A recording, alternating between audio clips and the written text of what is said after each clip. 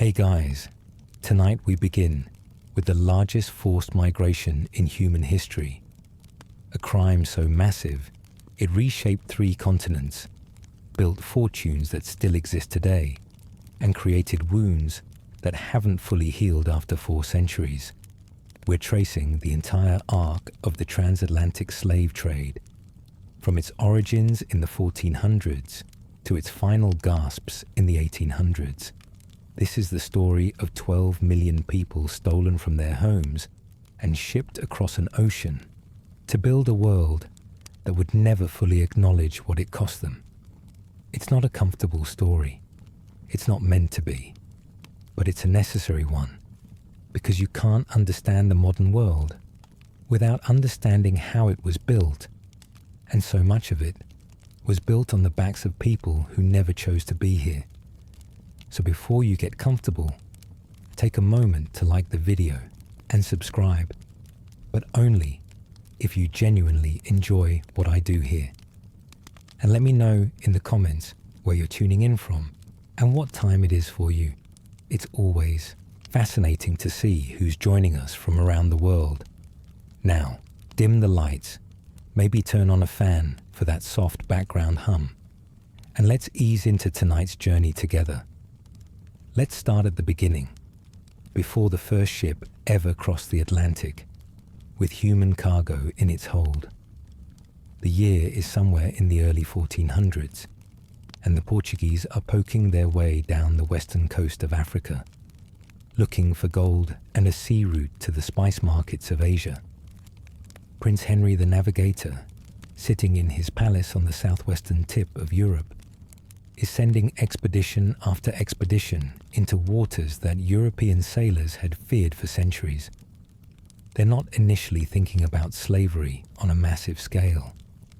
That's not the plan. The plan is wealth through trade, through finding new routes to old riches. Slavery existed in Europe, existed in Africa, existed in Asia, existed pretty much everywhere humans had figured out that forcing other humans to work was profitable. But it was relatively small scale, local, often temporary. Enslaved people in medieval Europe were often white, taken from Eastern Europe and the Mediterranean borderlands. The word slave itself derives from Slav, a reminder of who filled that category in earlier centuries. What the Portuguese stumbled into would become something entirely different, something unprecedented in human history. They found the gold they were looking for, establishing trading relationships with African kingdoms that had been mining the precious metal for generations. And they found something else too, a coastline stretching thousands of miles, populated by diverse kingdoms and peoples, some of whom were willing to trade captives for European goods. At first the trade was modest, a few captives here and there, exchanged for textiles and metal tools and trinkets that seemed valuable to both parties. These early captives were transported back to Portugal, where they worked as domestic servants and laborers, curiosities as much as commodities. Others went to the newly colonized Atlantic islands, Madeira and the Canaries, and eventually São Tomé, where sugar plantations were beginning to transform the landscape and create an appetite for labor that local populations couldn't satisfy. Nobody knew it yet, but they were laying the foundation for a system that would consume millions of lives and reshape the world. Here's where geography and economics collide to create catastrophe. Christopher Columbus bumbles his way across the Atlantic in 1492, thinking he's found Asia, actually finding the Caribbean. Within decades, the Spanish are colonizing islands and mainlands, discovering that the indigenous populations are dying at catastrophic rates from European diseases, from brutal labor conditions, from the general violence of conquest. The Spanish need workers. They need bodies to mine silver, to grow sugar, to build the infrastructure of empire. And they need them in numbers that the decimated indigenous populations can no longer provide. The solution arrives from across the ocean. African captives, already being traded in small numbers, suddenly become the answer to a labor crisis of colonial making. The first enslaved Africans arrive in the Americas in the early 1500s, and the floodgates begin to crack open. Now let's talk about how this actually worked, because the slave trade wasn't a simple transaction. It was a complex system involving multiple continents, dozens of nations, countless middlemen, and economic incentives so powerful they overwhelmed whatever moral objections might have existed.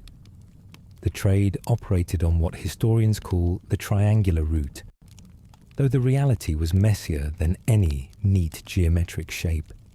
Ships left European ports loaded with manufactured goods, textiles, metal tools, weapons, alcohol, beads, and countless other items.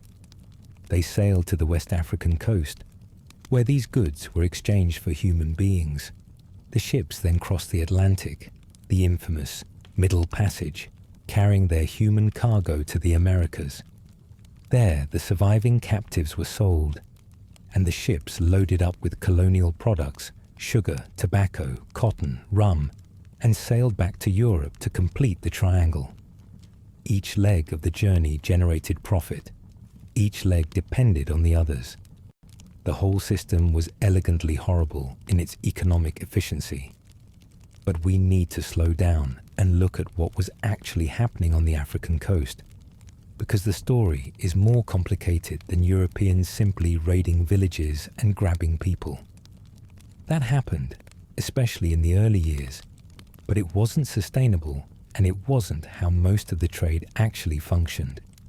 Instead, Europeans established trading posts along the coast, fortified positions where they could store goods and captives, negotiate with local powers, and wait for the ships that would carry their purchases across the ocean.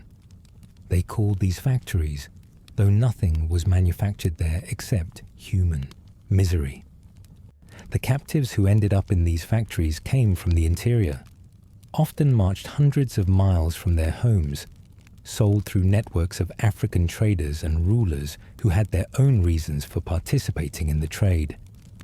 Here's a truth that makes some people uncomfortable, but needs to be told honestly. African participation in the slave trade was real and significant. Some African kingdoms grew wealthy and powerful by capturing and selling their neighbors.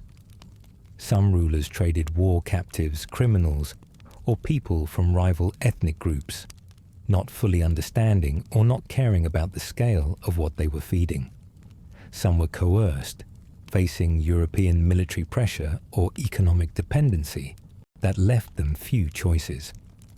The dynamics varied enormously across time and place, and it would be wrong to either excuse European responsibility by pointing to African participation, or to pretend that Africans were simply victims with no agency in the process.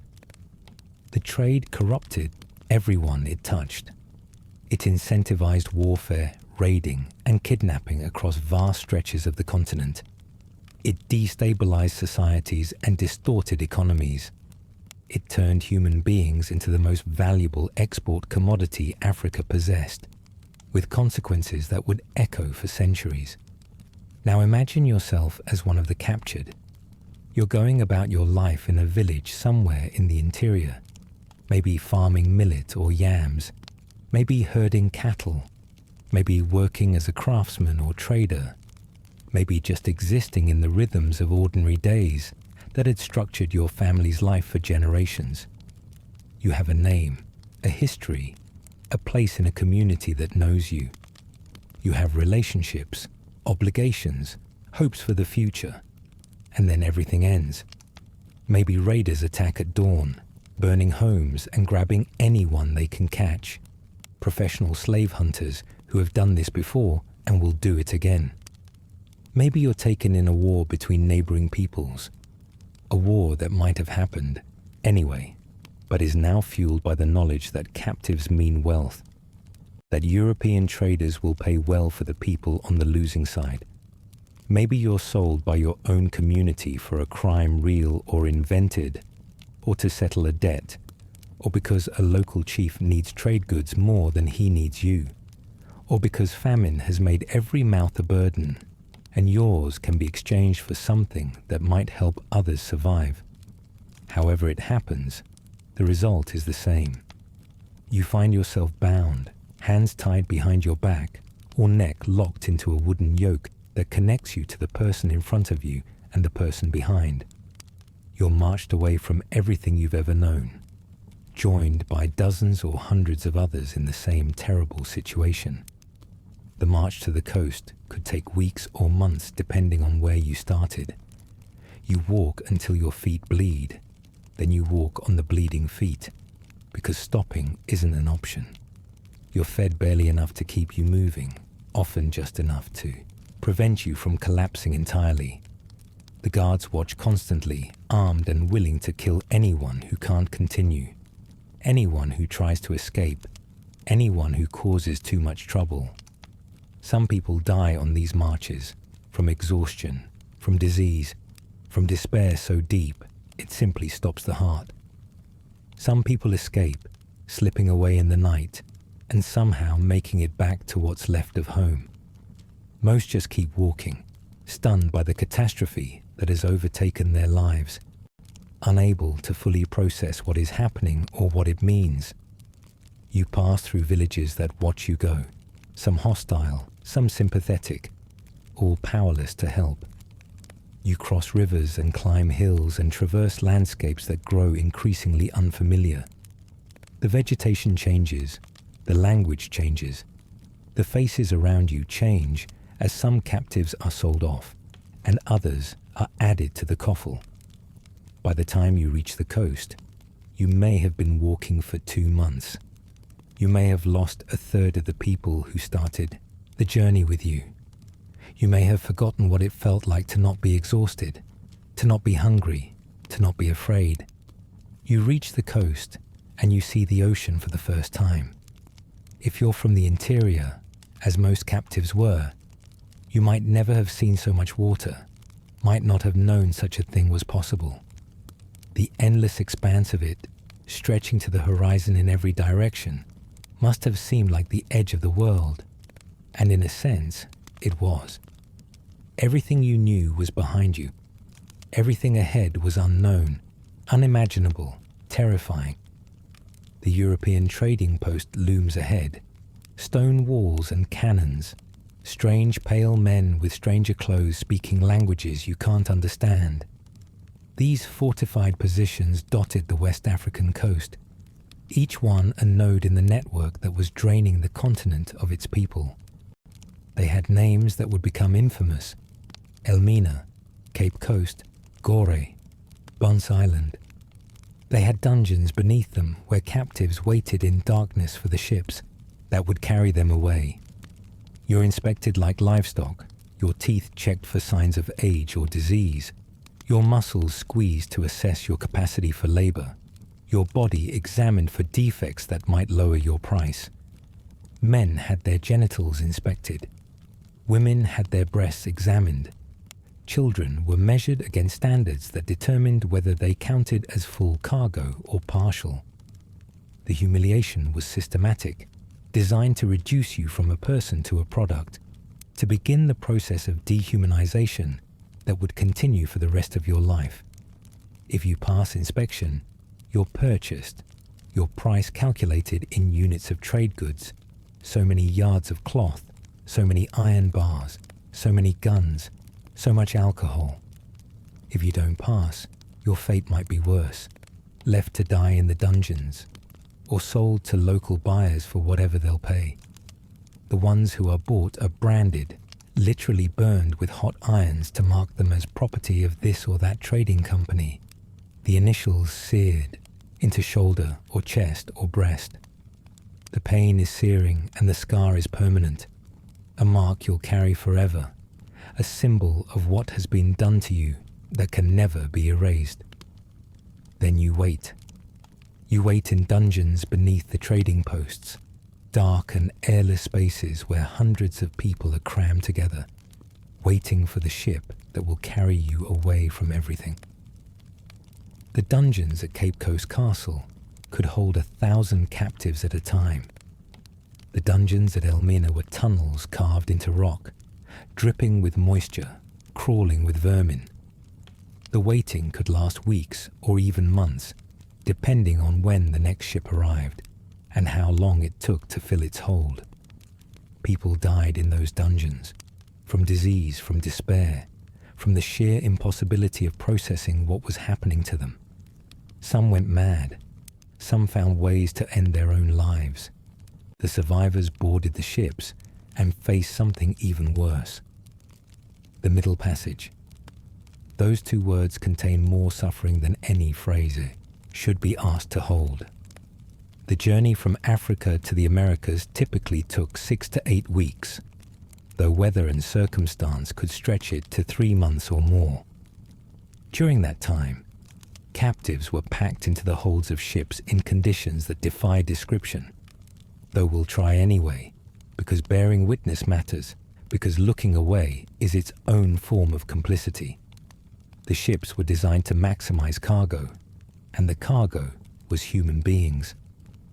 Naval architects debated the most efficient way to pack bodies into wooden hulls, some favoring loose packing that might reduce mortality, others preferring tight packing that would deliver more survivors even if the death rate was higher. The debate was conducted in the language of commerce, not humanity. People were chained together in rows, iron shackles around ankles and wrists, forced to lie on wooden platforms with barely enough space to turn over, stacked in tiers like merchandise in a warehouse. The space allotted to each person was sometimes no more than 16 inches wide and 5.5 feet long. Less room than a coffin provides. The height between decks might be only 4 or 5 feet, not enough for an adult to stand. You lay there in the darkness, pressed against strangers who had become intimate by proximity, if nothing else, feeling the ship roll beneath you, hearing sounds you couldn't identify, smelling smells you wished you couldn't. The heat below decks was suffocating, the tropical Atlantic providing no relief, the bodies of hundreds of people generating warmth that had nowhere to go. Ventilation was minimal, often just a few grates in the deck above that let in some air and some light, but never enough of either. The air grew thick with the smell of sweat, of waste, of vomit, of fear, of death. People relieved themselves where they lay because there was nowhere else to do it, the waste accumulating beneath them, seeping through the boards, creating conditions that bred disease with terrible efficiency. The captives were brought above deck occasionally for air and exercise, forced to dance to keep their muscles from atrophying completely, whipped if they didn't move with sufficient enthusiasm. It was a grotesque parody of human activity, serving the purely economic purpose of delivering healthy merchandise to market. The crews didn't enjoy the voyages either, though their suffering was nothing compared to what lay below decks. They got sick from the same diseases that ravaged the captives. They lived in fear of the uprisings that occurred on roughly 1 in 10 voyages. They developed psychological strategies for not thinking about what they were doing, not looking at the people in the hold as people, not questioning a trade that paid their wages. Some of them were brutal, taking out frustrations on captives who couldn't fight back. Others tried to maintain some minimal standard of treatment, not from compassion, but from the understanding that dead cargo meant lost profit. The ships themselves became saturated with the trade, the wood soaked with odors that never fully dissipated, vessels known as slavers, even when they carried other cargo. Disease swept through the ships like fire through dry grass. Dysentery was endemic, people lying in their own waste, and the waste of those chained beside them, because there was nowhere else for it to go. Smallpox appeared and spread in the close quarters, killing some and scarring others. Fevers of various kinds took their toll. The crews got sick too, though they at least had access to fresh air and better food. Mortality rates on the Middle Passage varied depending on the ship, the route, the era, and sheer luck, but something like 15% of captives died during the crossing on average. That's nearly 2 million people who never reached the Americas, whose bodies were thrown overboard to feed the sharks that learned to follow the slave ships, who died in chains in the darkness of a ship's hold, thousands of miles from home. Some captives chose death rather than continue. They refused to eat, forcing the crews to use devices that pried open their jaws and forced food down their throats. Some threw themselves overboard when they got the chance, choosing the ocean over whatever waited on the other side. Let's talk about the scale, because numbers this large can become abstractions if we're not careful. Over the 4 centuries that the transatlantic slave trade operated, approximately 12 million Africans were loaded onto ships bound for the Americas. About 10.5 million survived the crossing. They came from regions stretching from present-day Senegal to Angola, from ethnic groups speaking hundreds of different languages, practicing different religions, carrying different traditions. They were Yoruba and Igbo, Akan and Fon, Congo and Mbundu, and dozens of other peoples whose names and histories were systematically erased by a system that didn't care who you were, only what you could produce. The trade peaked in the 1700s, when ships were crossing the Atlantic at a pace that would have been unimaginable a century earlier, when the sugar plantations of the Caribbean and Brazil had an appetite for labor that seemed bottomless, when the whole Atlantic economy ran on the fuel of stolen lives. Now let's follow the survivors to their destinations, because the Middle Passage was not the end of the horror. It was the beginning of a new chapter, one that would last the rest of their lives and the lives of their descendants for generations to come. The ships arrived at ports throughout the Americas: Rio de Janeiro and Bahia in Brazil, Havana and Santiago in Cuba, Kingston and Bridgetown in the Caribbean, Charleston and New Orleans, and 100 smaller harbors where human beings were unloaded and prepared for sale. The captives were cleaned up, their wounds treated or hidden with tar and oil, their bodies oiled to make them look healthier than they were.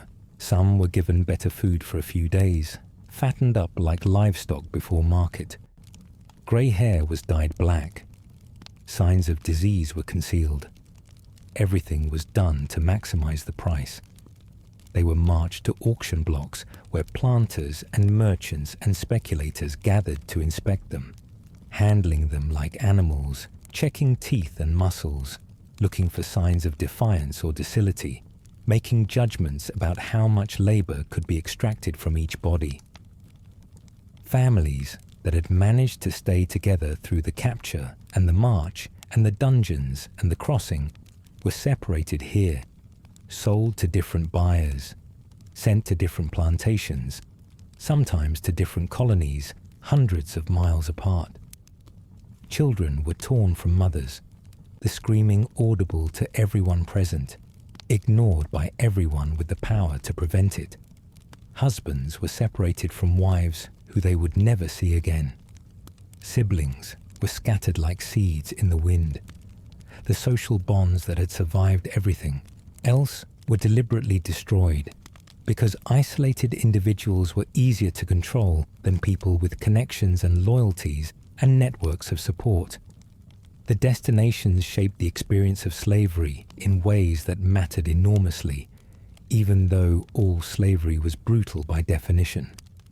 Most enslaved Africans ended up in Brazil or the Caribbean, where sugar was king, and the labor regime was designed to extract maximum production regardless of human cost. Sugar was the oil of its era, the commodity that Europeans craved, the foundation of fortunes and empires, and it was produced under conditions that can only be described as industrial murder. The sugar plantations were killing fields. Work in the cane fields was brutal, dangerous, and unrelenting. The cane had to be cut during a narrow harvest window, meaning 18-hour days during the busiest season. The stalks were sharp and tough. The sun was relentless. The overseers were quick with the whip. The processing of sugar was even, more dangerous than the fieldwork. Boiling cane juice in massive copper vats required round-the-clock labor near open flames and scalding liquids. Workers lost arms to the grinding mills that crushed the cane. They suffered horrible burns from splashing syrup. They collapsed from exhaustion and heat and were dragged aside so the work could continue. Injuries were common. Death was common. The planters calculated that it was cheaper to work enslaved people to death and buy replacements than to treat them well enough to live long lives. This wasn't hidden. It was openly discussed in the economic literature of the time, debated as a matter of business strategy.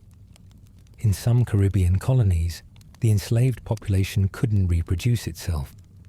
More people died than were born, and the population was only maintained through constant importation of new captives from Africa.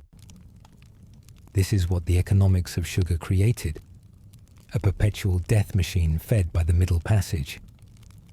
North America received a smaller share of the trade, perhaps 400,000 captives total, but developed its own horrific variation. The enslaved population in what would become the United States did reproduce and grow, reaching nearly 4 million by the time of the Civil War, all descended from that original 400,000.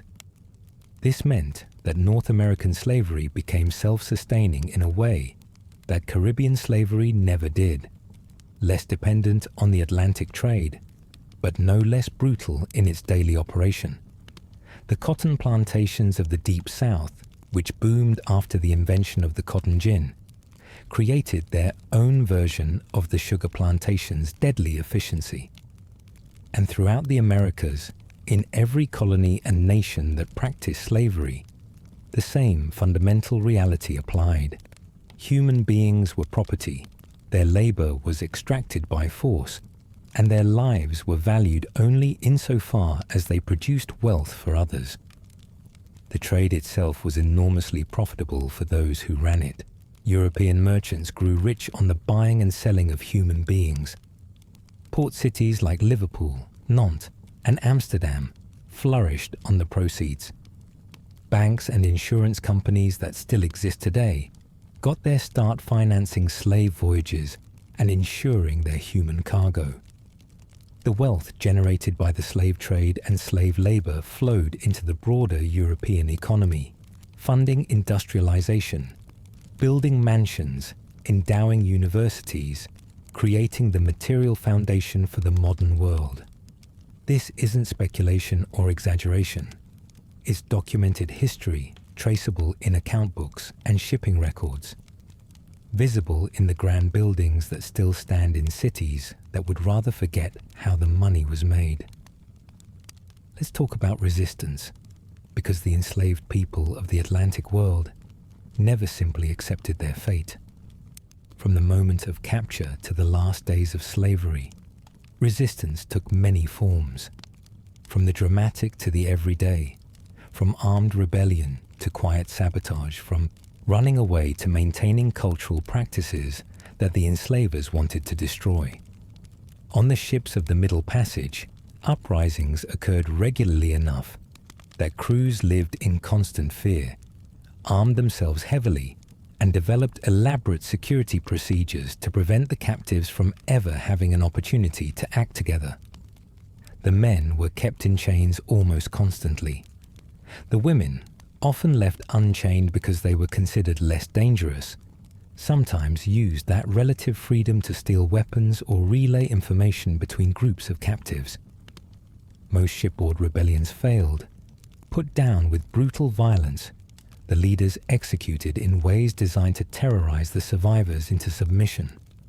They were shot, hanged from the mast, dismembered and thrown overboard piece by piece, while others were forced to watch. The punishment was spectacular because it had to be. The crews were always outnumbered by their cargo, and they knew that only fear kept them in control. But some rebellions succeeded. Some ships were taken over by their captives, turned around, sailed back toward Africa by people who had never operated a European vessel before, but figured it out because the alternative was unbearable.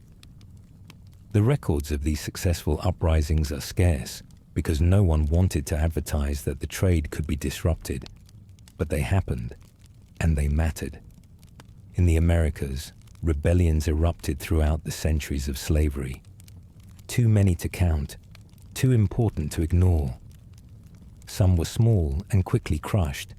Handfuls of enslaved people on single plantations who rose up against their immediate oppressors and were overwhelmed by the military force that colonial powers could bring to bear.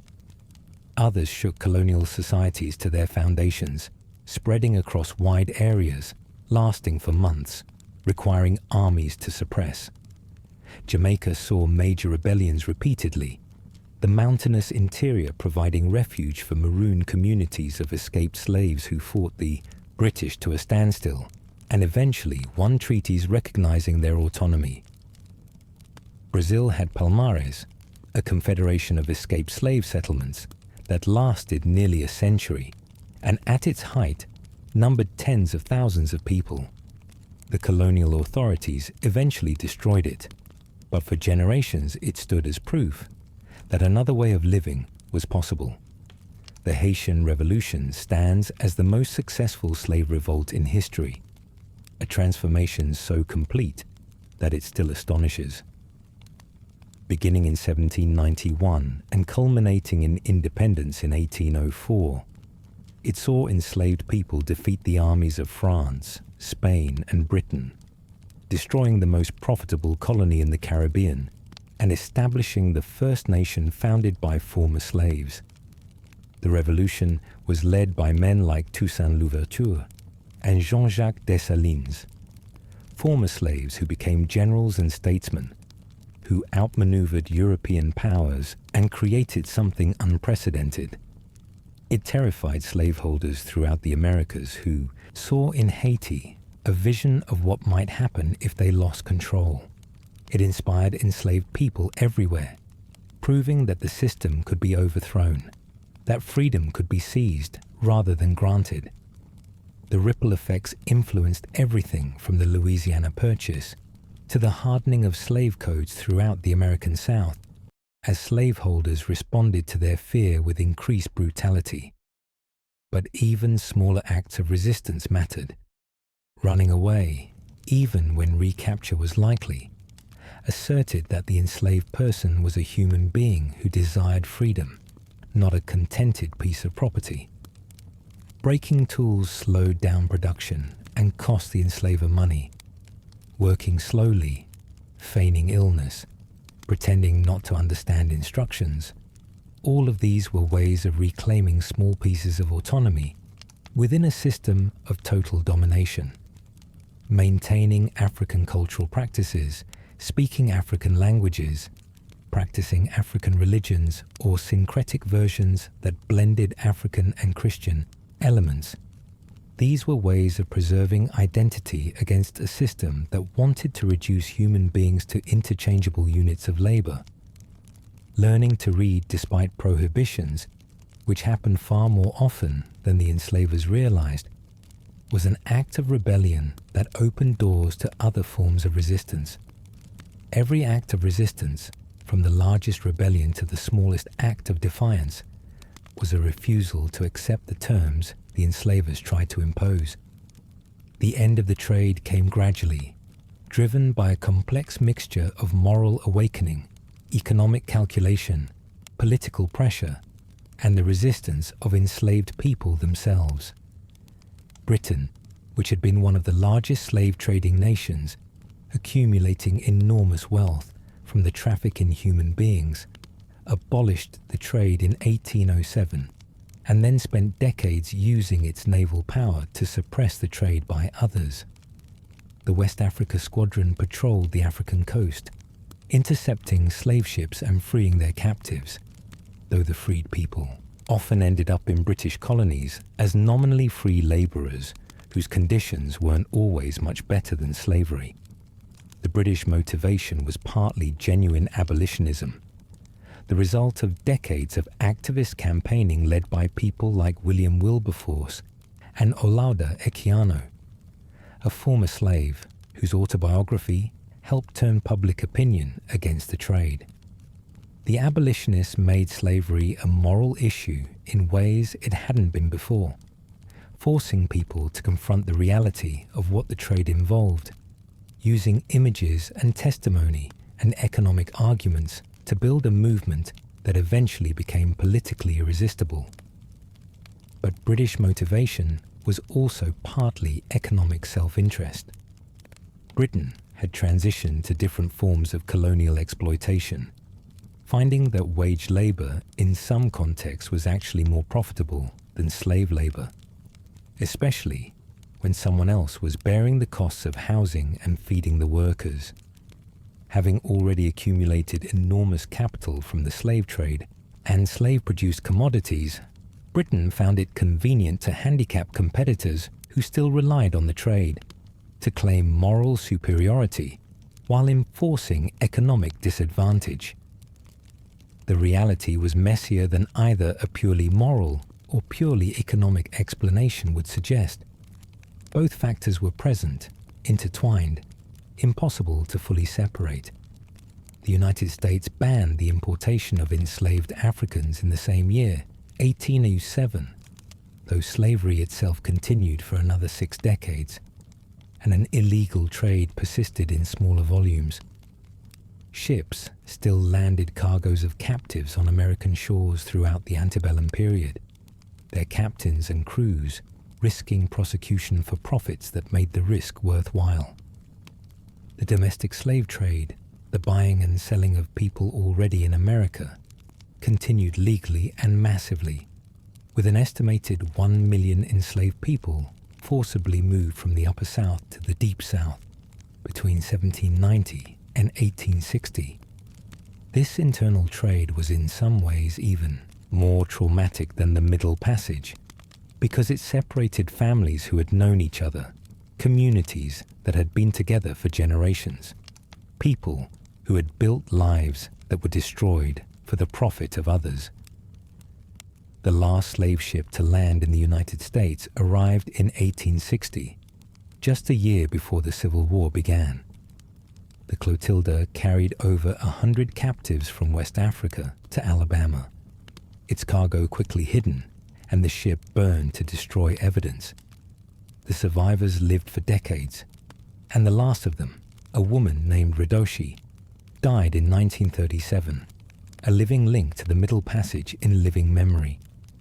Brazil didn't fully end its participation until 1888, the last country in the Americas to abolish slavery. By then, the trade had been declining for decades, squeezed by naval patrols, changing economics, and the slow spread of abolition across the hemisphere. Cuba and Puerto Rico had ended slavery in the 1870s and 1880s. The British Caribbean had been free since the 1830s. The American Civil War had destroyed slavery in the United States, but 4 centuries of damage couldn't be undone by legislation. The 12 million people who crossed the Atlantic, the millions more who died before they could be loaded onto ships, the societies disrupted across Africa, the wealth extracted and accumulated in Europe and the Americas, all of this had reshaped the world in ways that persist to the present day. Let's talk about the legacy, because the transatlantic slave trade didn't just end. It echoed. The descendants of those 12 million captives are everywhere in the Americas, from Brazil to Canada. Their presence a testament to survival against impossible odds. The cultures they created, forged from African roots and American realities, transformed music, religion, language, and cuisine across the hemisphere. The wealth extracted from their labor built institutions and fortunes that still structure economic power today.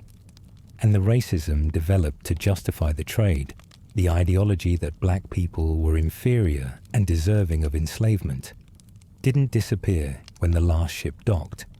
It adapted, evolved, found new expressions in segregation, discrimination, and the countless ways that societies built on slavery continue to devalue black lives. Africa itself was transformed in ways that are still being untangled. The trade depopulated regions, disrupted political systems, incentivized warfare and instability. It drained the continent of millions of people during precisely the centuries when Europe was industrializing and gaining the technological advantages that would enable colonization. The relationship between the slave trade and Africa's subsequent colonial experience is complex, but the two are clearly connected, the one laying groundwork for the other. The borders drawn by European colonizers, the ethnic tensions exacerbated by colonial policies, the economic structures oriented toward extraction rather than development, all of these have roots that reach back to the era of the slave trade. And what of the survivors themselves, the ones who endured the capture, survived the march, lived through the Middle Passage, and built lives under slavery? They carried trauma that we're only beginning to understand how to talk about. They also carried knowledge, skills, traditions, and memories that they passed down to children, who would pass them to their children in turn. The cultural persistence of African traditions in the Americas, visible in music and dance and food and religious practice, represents an act of preservation against a system designed to erase everything. Every drumbeat that echoes African rhythms, every spiritual that encodes African religious concepts in Christian language, every word in American languages that traces back to Yoruba or Kikongo or Wolof, is evidence that the enslaved people refused to be completely unmade. They survived, they remembered, they created. Tonight, as you settle into sleep, think about the scale of what we've discussed. 12 million people, 400 years, 3 continents, countless lives lived under conditions of unimaginable brutality. Think about the resistance, the survival, the persistence of humanity in circumstances designed to destroy it. Think about the wealth generated and where it went, the poverty created and where it stayed. Think about the long shadow that falls across the present from those centuries of horror, visible in economic inequality, in racial injustice, in the very maps and borders that define our world. The transatlantic slave trade wasn't ancient history that ended cleanly. It was the foundation of the modern world, and we're still living in the house it built. But think also of the survivors. Think of the people who lived through the Middle Passage and found ways to continue. Think of their descendants, who number in the hundreds of millions today, who created cultures and communities, who fought for freedom and often won. Think of the resilience it took to build anything at all from the wreckage the trade left behind. That resilience is the other legacy, the one that stands against the horror, that insists on life and beauty and hope even in the darkest circumstances. The trade tried to reduce human beings to commodities, to units of labor, to entries in a ledger. It failed. The people it tried to destroy are still here, still remembering, still creating, still refusing to be erased. Let that thought carry you into peaceful sleep, holding both the weight of the history and the persistence of those who survived it. Let's start with why you're here in the first place. Because the path that led Black Americans into the trenches of France was twisted with contradictions that would be funny if they weren't so painful. The year is 1917, and America has finally entered the war that's been chewing up Europe for 3 years. President Wilson talks about making the world safe for democracy, and the words ring hollow in black communities where democracy has never applied. You can't vote in most of the South. You can't drink from the same water fountains as white people. You can be lynched for looking at a white woman wrong, or for no reason at all, and the killers will walk free. This is the democracy you're being asked to die for. And yet, when the call comes, black men answer. They answer because they hope that military service will prove their worth, will earn them the citizenship they've been denied, will force white America to finally see them as men. They answer because the alternative is staying home and being called cowards. They answer because W.E.B. Du Bois himself tells them to close ranks, to put aside their grievances and fight, to believe that victory abroad might bring victory at home. It's a gamble, and history will show it's a losing one, but they don't know that yet. The draft doesn't discriminate, at least not in who it calls. Black men register alongside white men, and when the numbers are drawn, black men are selected at disproportionate rates. The draft boards in the South are all white, and they have quotas to fill. And guess whose names end up on the list? Nearly 400,000 black Americans will serve during the war, about 13% of the total American force, though black people are only 10% of the population. The math tells its own story, but getting drafted is just the beginning of the indignities. When you report for training, you discover that the Army has no intention of treating you as an equal. Black soldiers are segregated into separate units, housed in separate facilities, trained by officers who often don't want them and don't believe they can fight. The camps in the South are particularly brutal.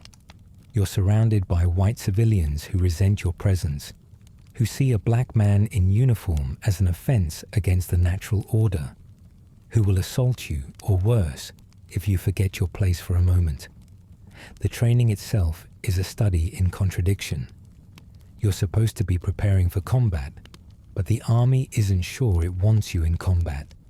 Most black soldiers are assigned to labor battalions, the services of supply, where you'll dig ditches, load cargo, build roads, bury the dead, and perform all the backbreaking work that keeps an army functioning. The assumption is that black men are suited for physical labor, but not for fighting, that you lack the intelligence and courage for combat, that you'll break under fire and endanger white soldiers. These assumptions are based on nothing but racism, on the same lies that have been told about black people for centuries, but they shape policy nonetheless. The labor battalions work brutal hours under conditions that would be called abuse if the workers were white. You unload ships at French ports, handling tons of supplies every day, your body aching from labor that never seems to end. You build roads through muddy French countryside, laying gravel and corduroying logs, creating the infrastructure that lets the fighting army move. You dig graves for the fallen, white and black together in death, even if they couldn't serve together in life. The work is essential, and everyone knows it, but it carries none of the glory that combat brings. Only about 40,000 black soldiers will actually serve in combat roles, and even getting that far requires fighting a bureaucratic war before you ever see the enemy. Black leaders lobby, petition, and pressure the War Department to allow black men to prove themselves in battle. The NACP campaigns for black combat units and black officers to lead them. There's a training camp established at Fort Des Moines specifically to create black officers, a concession won after intense political struggle, producing about 1,200 commissioned officers who will lead black troops. These officers face impossible situations, expected to succeed with inadequate training, inadequate supplies, and white superior officers who often undermine them at every turn.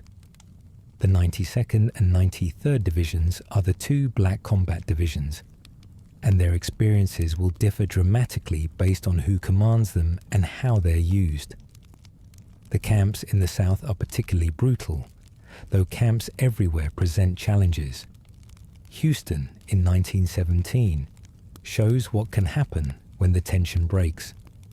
Black soldiers of the 24th Infantry, subjected to constant harassment by white civilians and police, finally snap after a series of provocations. A soldier is beaten by police. A rumor spreads that he's been killed, and over 100 black soldiers march into Houston with rifles. The night ends with dead on both sides, and the aftermath is swift and terrible. 13 black soldiers are hanged after the largest murder trial in American history, conducted with minimal due process. The executions carried out before appeals can be filed. More are sentenced to life in prison. The message is clear. Black soldiers will be punished for responding to violence with violence, for failing to accept whatever treatment white America decides to give them.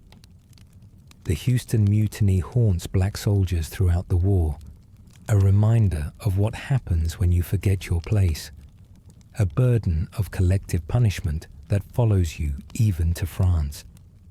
Now imagine yourself shipped across the Atlantic, packed into a transport with thousands of other soldiers, the submarine threat constant, the destination uncertain. You've never been to Europe. Most Americans haven't. The ocean crossing takes about 2 weeks, and you spend it wondering what's waiting on the other side. The seasickness is brutal for some, the cramped quarters uncomfortable for everyone, the excitement and fear mixing into something that keeps you awake at night. When France finally appears on the horizon, you feel something you didn't expect: hope. Because France isn't America. France doesn't have Jim Crow. France has been fighting alongside African colonial troops for years and has developed, if not perfect equality, at least a functional tolerance that will seem like paradise compared to what you left behind. The French don't flinch when they see you. They don't cross the street to avoid you. They treat you like a soldier, like a man, like a human being. It's disorienting at first, this absence of constant degradation, and then it's intoxicating. But the American military follows you across the ocean, bringing its racism along like luggage. The infamous secret information concerning Black American troops memo, issued by the American military to French commanders, asks the French to treat black soldiers the way white Americans do. Don't shake their hands. Don't eat with them. Don't praise them too highly. Don't let French women interact with them socially. The memo is an attempt to export Jim Crow, to prevent black soldiers from experiencing equality that might make them uppity when they return home. Some French commanders ignore it. Others comply. The result is a patchwork of experiences, dignity in some places, and humiliation in others. The randomness of racism making each day uncertain. You never know when you'll be treated as a soldier, or when you'll be reminded that your country considers you less than human. Let's get you to the front, because that's where the real story happens. The trenches of the Western Front are unlike anything you've imagined, unlike anything anyone could imagine without seeing them. The war has been stalemated for years. Both sides dug into positions that stretch from Switzerland to the English Channel, neither able to advance more than a few miles before being thrown back. The technology of killing has outpaced the tactics of warfare, and the result is slaughter on an industrial scale. Machine guns mow down attacking infantry. Artillery shells tear bodies apart and bury them in the same motion. Poison gas drifts across no man's land, burning lungs and blinding eyes.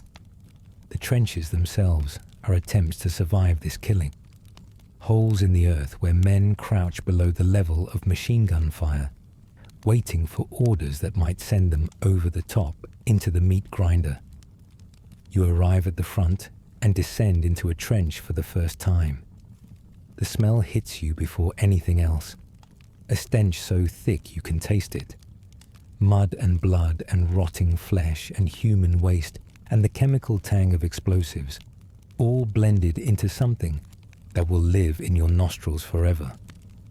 The trench is narrower than you expected, barely wide enough for 2 men to pass, the walls reinforced with sandbags and wooden planks that are already rotting in the constant moisture.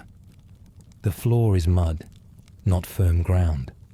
Mud that sucks at your boots and never fully releases them. Mud that can swallow a man to his waist if he steps in the wrong place.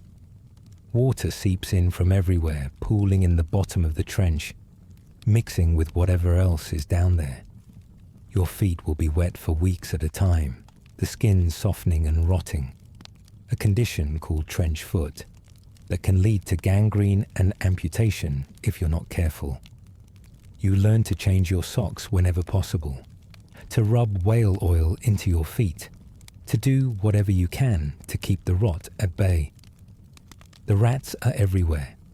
They're not shy like rats back home, scurrying away when humans appear. These rats are fat and bold, grown huge, on a diet you don't want to think about too carefully. They run across your body while you sleep, or try to sleep, their claws scratching through your uniform, their teeth gnawing at anything edible. Some men wake up with rats chewing on their hair, their ears, their fingers.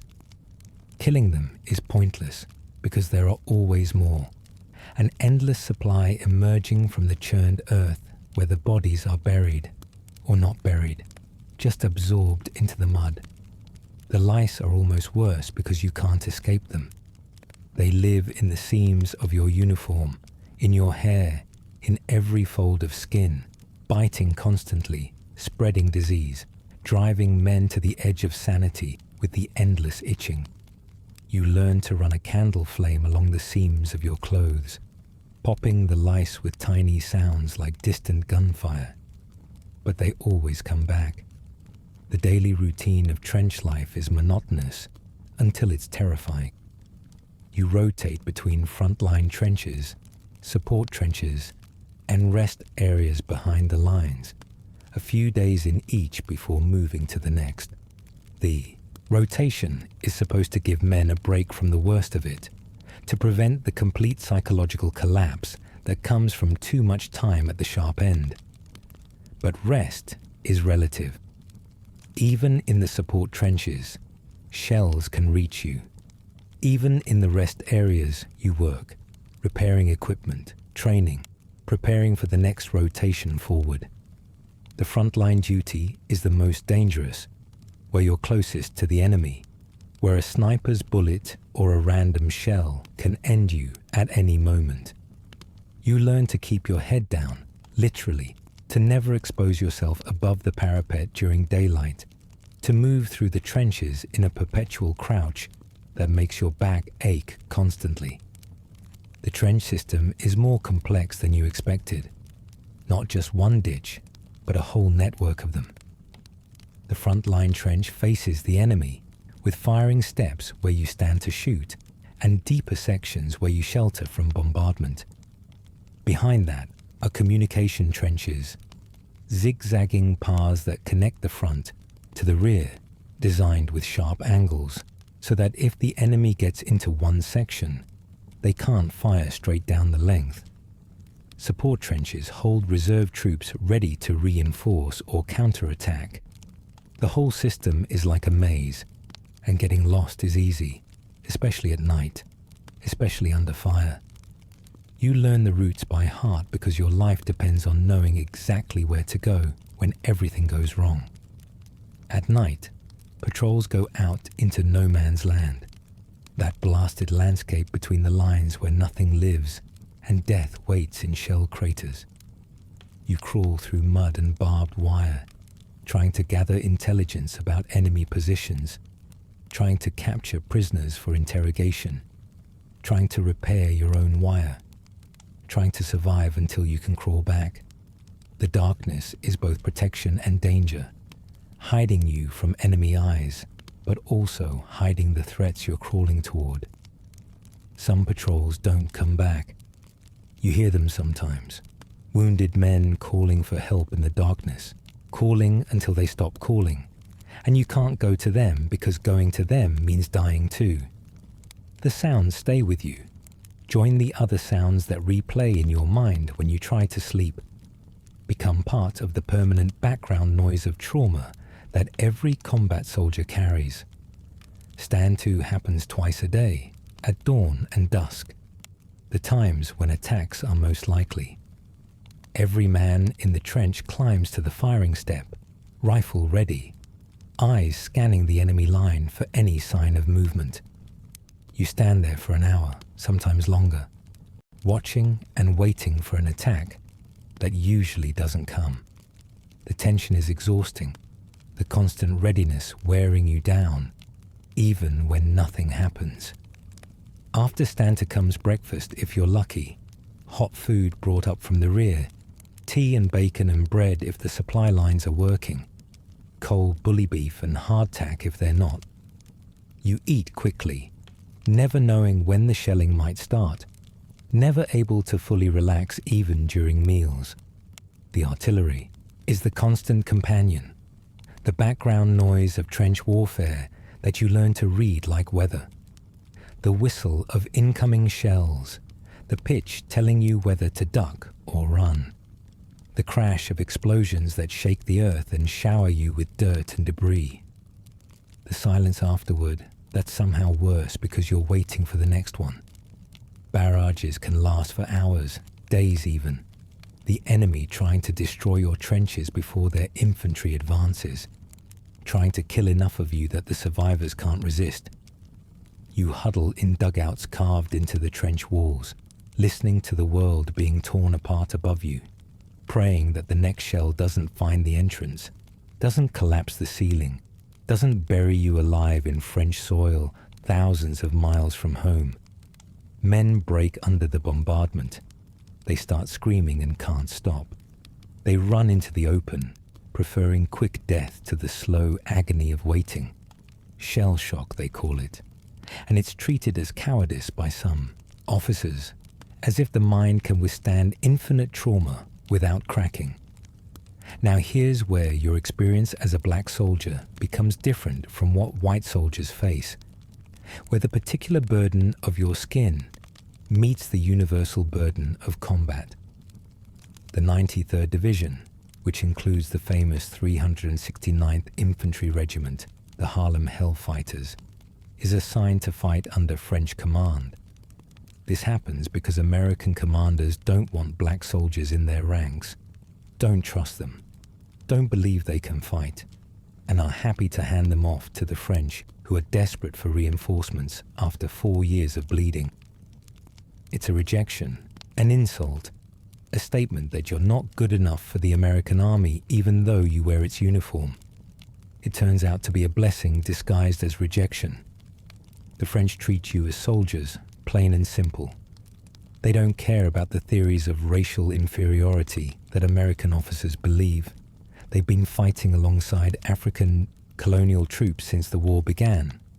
Senegalese and Moroccan and Algerian soldiers who have proven themselves in combat countless times. They know that courage has no color. They give you French weapons because there aren't enough American weapons, and because French ammunition is what the supply lines deliver. You trade your American Enfield rifle for a French Liebel, your campaign hat for a blue Adrian helmet. You learn French military terminology, French tactics, French ways of doing things.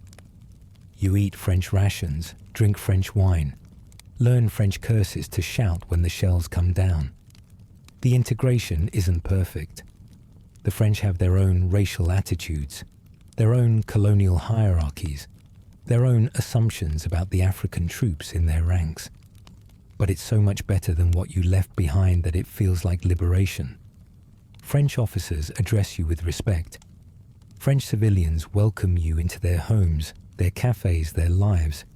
You discover what it feels like to walk down a street without calculating threat, to enter an establishment without wondering if you'll be served, to exist in public without the constant low-grade terror that American life requires. Some soldiers fall in love with French women, relationships that would be illegal in many American states, and the women don't seem to care about the laws of a country they've never seen. The Harlem Hellfighters earned their nickname the hard way. They spend 191 days in combat, longer than any other American unit in the war, and they will never lose a foot of ground to the enemy, never have a man captured despite intense fighting. They hold positions when ordered to hold, attack when ordered to attack, endure bombardments and gas attacks and raids with a determination that silences anyone who questioned their courage. The entire regiment will be awarded the Croix de Guerre, France's highest military honor, a recognition that the American military never provides. Individual soldiers collect medals for specific acts of bravery, their heroism documented and celebrated by a nation that isn't theirs. Henry Johnson and Needham Roberts become the first Americans of any color to receive the Croix de Guerre individually, and their story shows what black soldiers were capable of when given the chance. They're on sentry duty in May 1918 when a German raiding party hits their position. There are at least 24 Germans, maybe more, against 2 men. Roberts is wounded early, unable to stand, but he hands grenades to Johnson, who throws them into the attackers. When the rifle jams, Johnson uses it as a club. When that breaks, he pulls his bolo knife and wades into the Germans, slashing and stabbing, taking wounds but keeping fighting. The Germans are trying to drag Roberts away as a prisoner, and Johnson isn't going to let that happen.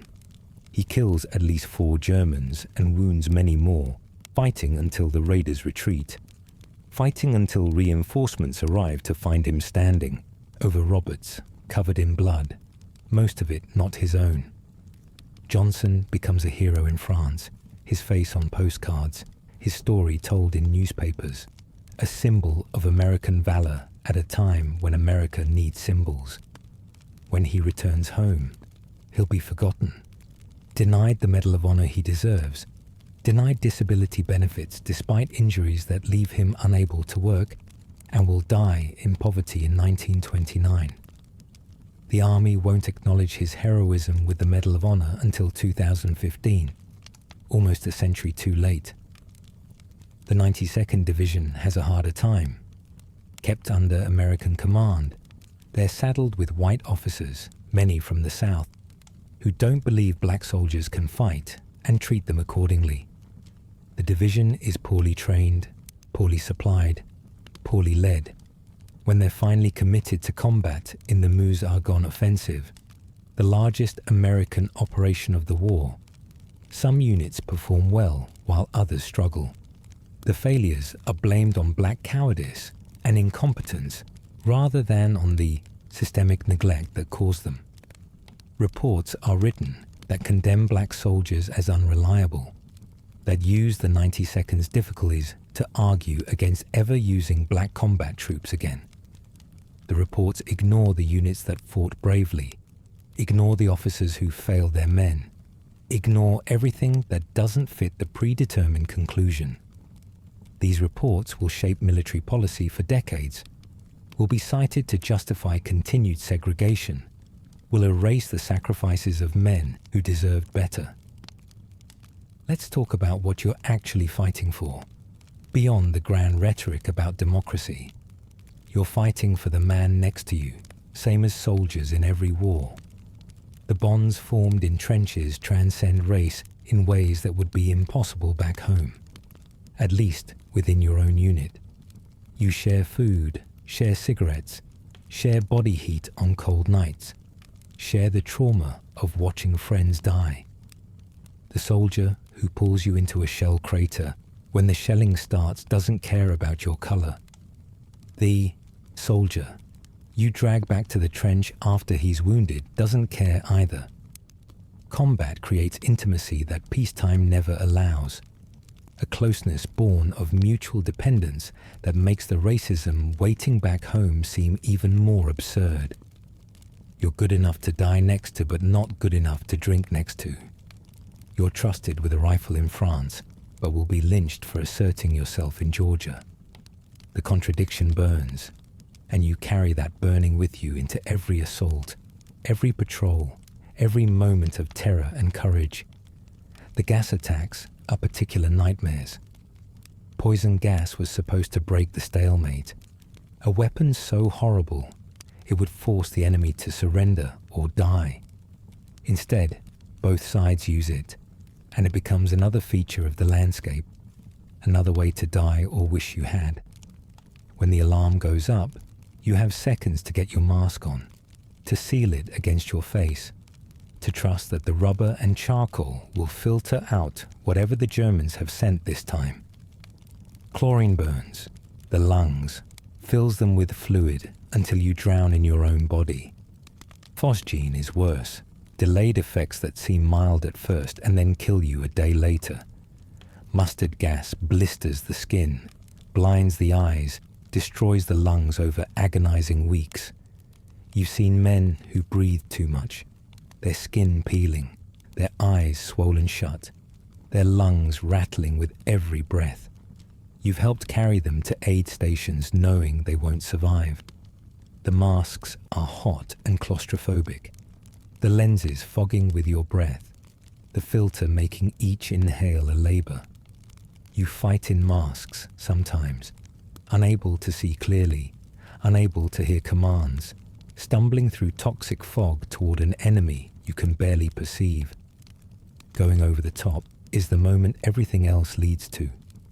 The whistle blows, and you climb out of the relative safety of the trench into the open killing ground. Your legs are heavy, your heart pounding, your mind screaming at you to get back down. But you go forward because everyone is going forward. Because stopping means letting down the men beside you. Because death is waiting either way. And at least this death moves towards something. The machine guns open up almost immediately. That stuttering roar that means men are falling. That the mathematics of modern warfare are being calculated in blood. You run, or try to run, through mud that grabs at your feet, through craters that swallow you to the waist, through barbed wire that tears at your uniform and your flesh. Men drop around you, some silently, some screaming, some just sitting down as if tired, and then not getting up. You don't stop to help because stopping means dying, because the only way out is through, because the aid station is behind you and the objective is ahead. The moments after a successful assault are strange and quiet. You've taken the enemy trench, or what's left of it, and now you're standing in their filth instead of yours.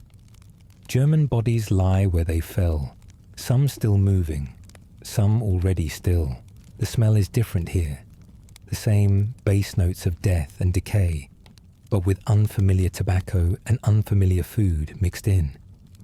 Prisoners emerge with hands raised, terrified boys who look just like the terrified boys in your unit, their Feldgrau uniforms muddy and torn, their eyes asking if you're going to kill them. You don't, usually. The rules say prisoners are valuable, that they know things the intelligence officers want to know. You send them back toward your lines, and then you start fortifying, because the Germans will counterattack, and you need to be ready. You pile sandbags, string wire, set up machine guns facing the other way. The trench you just captured becomes your trench, and you'll defend it with the same desperation you just used to take it. War is a machine that consumes space and lives without producing anything but more war. The wounded are everywhere after an assault, moaning in shell holes, dragging themselves toward aid stations, lying still where they fell. The stretcher bearers work through the chaos. Brave men who go into fire without weapons to bring back those who might be saved. Being a stretcher bearer is one of the most dangerous jobs in the war, and black soldiers serve as stretcher bearers throughout the conflict, carrying white and black wounded alike, because in the aid stations, at least, blood is blood. The aid stations themselves are overwhelmed during major operations, surgeons working for days without rest, amputating limbs and probing for shrapnel by the light of oil lamps.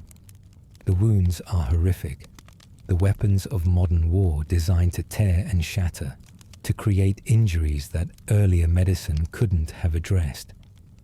Men survive things that would have killed them in any previous war, saved by antiseptics and blood transfusions and surgical techniques developed specifically for this slaughter. If you're wounded badly enough, you're evacuated to hospitals further back, moving through a chain of medical facilities until you reach somewhere safe enough for recovery. The hospitals are segregated, of course, black soldiers treated in separate wards by separate staff, the Jim Crow following you even when you're bleeding. But the French hospitals don't segregate, and some black soldiers find themselves receiving care alongside white patients, a novelty that feels normal after the abnormality of American arrangements. Recovery can take weeks or months, and then you're either sent back to your unit, or, if the wounds are too severe, discharged and sent home. The men sent home often struggle, their injuries making work difficult, the military benefits they're entitled to denied or delayed, the gratitude of a nation conspicuously absent. The winter in the trenches is a special kind of suffering. The mud freezes and then thaws, cycling between hard and soft, in ways that make everything worse.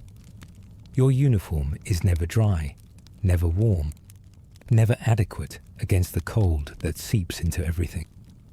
Your fingers go numb, making it hard to work your rifle, hard to button your coat, hard to do anything that requires fine motor control. Frostbite claims toes and fingers, ears and noses, the flesh dying in the cold and turning black. You stamp your feet constantly, trying to keep the blood flowing, trying to convince yourself that the tingling hasn't turned to numbness. At night, you huddle with others for warmth. Body heat, the only reliable source. Personal space, a luxury you can't afford. The hot food that's supposed to come up from the rear arrives cold, more often than not. The carrying parties unable to move fast enough. The food losing heat with every step. You eat it anyway because cold food is better than no food, because your body needs fuel to generate warmth, because refusing to eat is refusing to survive. The letters from home are lifelines and reminders. Your family writes about normal things, about crops and weather and neighborhood gossip, about a world that seems impossibly distant from where you are.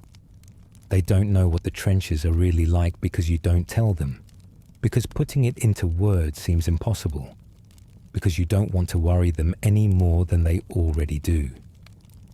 Sometimes letters bring news you don't want, a lynching back home, a relative arrested for some invented offense, the reminder that the country you're fighting for is still at war with your people. The contrast is maddening. Here in France, you're treated with something approaching respect. At home, your family can't ride in the front of a streetcar. Here, you're trusted with weapons and responsibility. At home, voting is a risk that can get you killed. You fight harder because of it, or maybe despite it, channeling the anger into something useful, proving with every battle that black men can soldier as well as anyone. The war ends in November 1918, an armistice that stops the killing with sudden abruptness. One moment the guns are firing, the next moment silence falls along the entire Western Front, a silence so profound it seems supernatural after years of constant noise.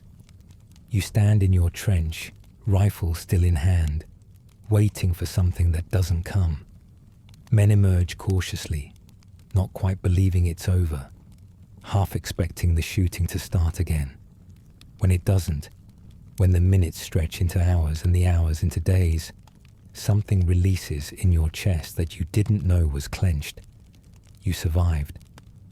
Somehow, against all the odds and all the ways there were to die, you survived. The celebrations are muted at first, exhaustion dampening everything, and then they build into something like joy. You drink whatever's available. Sing songs in languages you've learned from your French comrades. Embrace men who were strangers a year ago and are now closer than brothers. The return home brings its own battles, a different kind of warfare that you're even less prepared for than the trenches. You march through French streets, and French crowds cheer, throw flowers, call you heroes. The women who were supposed to avoid you, according to that memo, instead kiss your cheeks and shake your hands, tell you mercy with tears in their eyes. You're honored with medals and parades, your sacrifices acknowledged by a nation that isn't yours, but that has treated you better than the nation that is. The French don't want you to leave. Some soldiers don't, staying behind to build lives in a country where they can breathe, where they can walk into any restaurant and be served, where they can love who they love without fear of the rope. But most of you board the ships home, carrying souvenirs and memories and wounds both visible and invisible. With every mile westward, you feel the walls closing in again. The ships themselves are segregated, black soldiers in separate quarters, eating at separate times, reminded before you even reach American waters that the equality you tasted in France was borrowed, temporary, not meant for you to keep. The debarkation camps are segregated, black units processed separately, the efficiency of military logistics maintaining the inefficiency of racism. The trains home are segregated, and if you're heading south, you learn to move to the Jim Crow car before you cross the Mason-Dixon line, to shed the dignity you earned in France before it gets you killed in Georgia. Some men refuse, and some of those men don't make it home alive, murdered for the crime of believing that service to their country entitled them to respect. The parades, where they happen at all, are segregated, black soldiers marching separately or not marching at all. White America doesn't want to see black men in uniform, doesn't want to acknowledge that black men fought and died and proved themselves. The sight is too dangerous, too likely to give other black people ideas, too likely to undermine the whole structure of white supremacy that depends on black inferiority. The Harlem Hellfighters get their parade up Fifth Avenue, a proud march through the neighborhood that sent them off. Thousands of people lining the streets to welcome them home. The regimental band plays, the same band that introduced jazz to France and will help define American music for the century to come. It's a glorious day, a moment of recognition and pride, but it's an exception. Most black veterans come home quietly, told to forget what they experienced in France, warned not to expect anything to change, advised to resume their place at the bottom of American society, as if the war never happened. The Red Summer of 1919 makes the warning explicit and bloody. Across America, in more than 24 cities and towns, white mobs attack black communities with a ferocity that exceeds anything since Reconstruction. The violence targets veterans specifically, punishing them for wearing uniforms, for having ideas above their station, for thinking that fighting for democracy meant they deserved some. In Chicago, a black teenager swimming in Lake Michigan drifts across an invisible line into white water and is stoned until he drowns. The police do nothing, and when black people protest, the city explodes into days of rioting that leave dozens dead and hundreds homeless. In Washington, white sailors and soldiers, many just back from France themselves, roam through black neighborhoods attacking anyone they find, until black veterans organize and fight back, turning the nation's capital into a battleground. In Elaine, Arkansas, black sharecroppers who try to organize for better treatment are massacred. Hundreds killed according to some estimates. The true number never known because no one bothered to count black bodies. In cities and towns across the country, the pattern repeats: white violence, black resistance, official indifference or active support for the attackers. Some veterans fight back using skills learned in France, organizing community defense, refusing to be victims. The fighting terrifies white America, which expected submission and got resistance, which thought the war would teach black men their place and found instead that it taught them their worth. The backlash is severe. More lynchings, more restrictions, more determined efforts to push black Americans back into the subordination they had briefly escaped. But something had changed that couldn't be unchanged. The men who served in France had seen another possibility, had lived in a world where their skin didn't automatically mark them as inferior, had proven to themselves and to anyone watching that they could do anything white soldiers could do. That knowledge couldn't be unlearned. It fueled the new Negro movement, the cultural explosion of the Harlem Renaissance, the early stirrings of the civil rights movement that would eventually transform America. The veterans returned to their communities with new confidence, new expectations, new determination to claim what they had earned. The country wasn't ready to give it to them. Not yet, but the struggle had begun, and it would continue until it couldn't be ignored any longer. Tonight, as you settle into sleep, think about what those men endured. The trenches that were misery for everyone, the extra burden they carried because of who they were. Think about Henry Johnson fighting off a German raid with a knife and his fists, saving his friend, becoming a hero who would die forgotten. Think about the Harlem Hell fighters spending 191 days under fire, never retreating, never surrendering. Think about the men who went over the top knowing they might not come back, fighting for a country that wouldn't fight for them, believing that courage might eventually earn them justice. The trenches of France were hell, but they were also proving grounds, places where black soldiers demonstrated beyond any doubt that they belonged, that they were capable, that the lies told about them were lies. That proof didn't change America overnight, but it planted seeds that would eventually flower, would inspire generations who came after, would contribute to a long, slow movement toward the equality that those soldiers deserved and never received.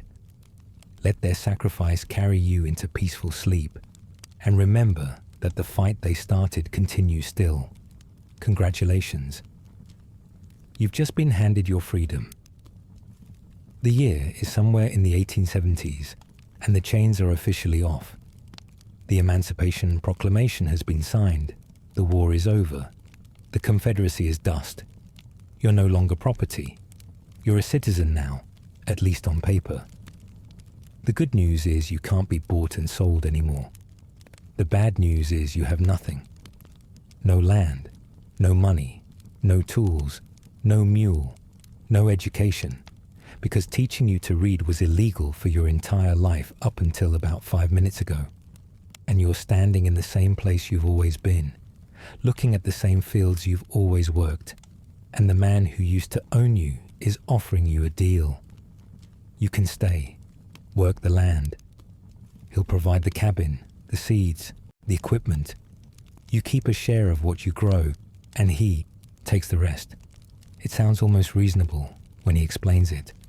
What he doesn't mention is the mathematics of the arrangement, which are designed so that you'll never, ever get ahead.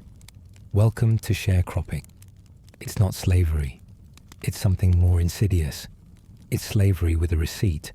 So you take the deal because there's no other deal to take. The 40 acres and a mule that were promised never materialized. The Freedmen's Bureau is underfunded and overwhelmed. The North has moved on to other concerns, leaving you in the hands of the same people who spent the last few centuries treating you as livestock. You sign a contract you can't read, and suddenly, you're a sharecropper. Your new home is waiting for you at the edge of the cotton field. It's a cabin, they call it, though cabin is generous. It's more like a wooden box that someone assembled in a hurry and then forgot about. Single room, dirt floor. Walls made of rough-hewn planks with gaps wide enough to see daylight through. The chia roof is a patchwork of wooden shingles, some of them already curling upward, already surrendering to the weather. There's no glass in the windows because glass costs money. Just openings covered with wooden shutters that don't quite fit their frames. One door that swings on leather hinges and doesn't latch properly. This is where you'll live. This is where you'll raise your family. This is where you'll try to survive when the temperature drops and the wind starts to howl. Let's talk about that cold, because the South isn't the tropical paradise some people imagine. When winter settles over the Mississippi Delta or the Alabama Black Belt, the temperature can plunge below freezing for weeks at a time. The humidity makes it worse. Cold air heavy with moisture cuts through fabric like it isn't there, settles into joints, makes every breath feel like swallowing ice water. You wake up in your cabin and your breath hangs visible in front of your face. The water in the bucket by the door has a skin of ice on it. The dirt floor feels like a frozen pond beneath your feet. And those gaps in the walls you noticed in summer, the ones that let in a nice breeze when you were sweating through the cotton harvest, now they're funneling Arctic wind directly into your home. Every crack is a wound in the structure, and the cold bleeds through relentlessly. You stuff rags into the gaps.